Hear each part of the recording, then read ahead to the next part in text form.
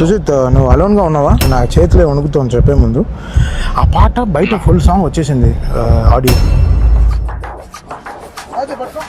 So just ఒక prank call అన్నా. వాడు చాలా ఫ్రాంక్, వాడికి ఫ్రాంకా?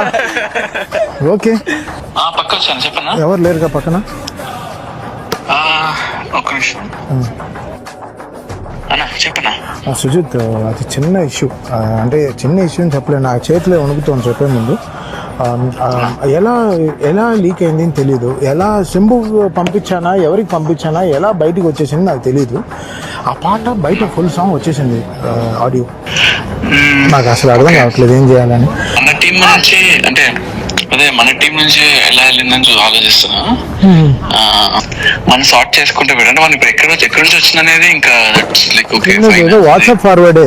సో అది భయంగా ఉంది. నాకు జస్ట్ గులాబ్ జామ్స్ నోట్లో వచ్చేసాయి.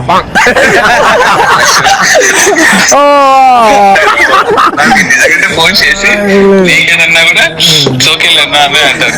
సో అందుకని okay, just making fun bro. So just making fun. అది ఎలా బ్రో లీక్ చేస్తాం? అసలు వదులుతామా? అసలు లాక్లు వేసే నవతాలు లాక్లు ఏమో ఫోన్లకి, అంత జాగ్రత్త చూసుకోమో మనం. అంత 5 సాంగ్ గురించి బయటికి రాకుండా ఉండడమే అట్లా చాలా గ్రేట్. నేను నాకు అప్పుడప్పుడు అనిపిస్తూ ఉంటది, అంటే అంత సాంగ్ అంతా మళ్ళీ చూస్తున్నప్పుడు అరే సాంగ్ వచ్చినప్పుడు యూనో పబ్లిక్ రియాక్షన్ ఎలా ఉంటది అనే ఒక థాట్ ఉంది కదా. So let's hit it up bro. అంతే. Bye bro. బాయ్.